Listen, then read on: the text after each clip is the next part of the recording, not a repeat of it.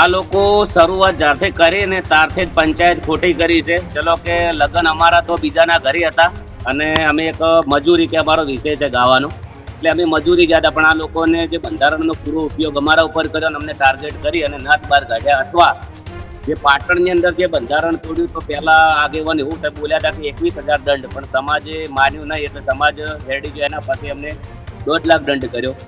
અત્યારે હવે આ રીતની અંદર જે છે તો પણ 2 લાખ લોકોને દંડ કર્યો. એનો નિયમ એવો થાય છે કે એ પોતે પાલન કરતા નથી, જે આગેવાનો જે મેન છે ને એ લોકો.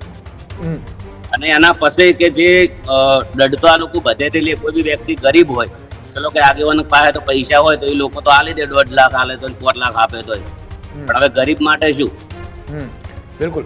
ગબ્બરભાઈ, જે રીતના એ સમાજે વાત કરી કે સમાજમાં ડીજે પર પ્રતિબંધ છે, પણ તમે કહ્યું કે આજે જ્યાં તામઝામ થયું હતું, આ તામઝામની અંદર એ વીઆઈપી થાળીમાં ભોજન પીરસવામાં આવ્યું હતું.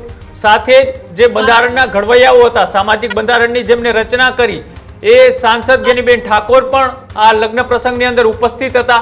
એટલે આ તો એવી નીતિ થઈ શકે ને કે કોઈ પાસે પૈસા છે તો એ બેફામ રીતના નિયમોનું ઉલ્લંઘન કરે અને પછી 1.5 લાખ રૂપિયાનો દંડ ભરી દે. ઓમર સાહેબ, એવું છે કે પેલા તો ખાવા ઉપર પ્રતિબંધ ના હોય.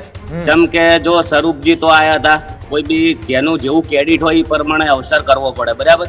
હવે સ્વરૂપજી મંત્રી આપણા તો આવે તો આપણે એમને કોઈ પ્લાસ્ટિકની ખુરશીમાં બેહારી દઈએ તો યોગ્ય નથી. એવું ક્રેડિટ હોય તો અવસર બી કરવો જોઈએ. અને ખાસ કહેવા માંગીએ કે જે બંધારણ, ચલો કે પાટણની અંદર આ લોકો જ્યાં હારીજની અંદર કર્યું તો સલ્લા અને સંડીસર, પેલા તો એમને ખબર જ નથી કે બનાસકાંઠાની અંદર કેટલા ગોમડા આવે છે ને હજી 1 મહિનાથી કોઈ આ વ્યક્તિઓ જ્યાં નથી. ને બંધારણનો પૂરેપૂરો ટાર્ગેટ ને પૂરો ઉપયોગ અમારા ઉપર કે બંને ભાઈઓનું કેરિયર પટાઈ નાખવા માટેનું જ કર્યું.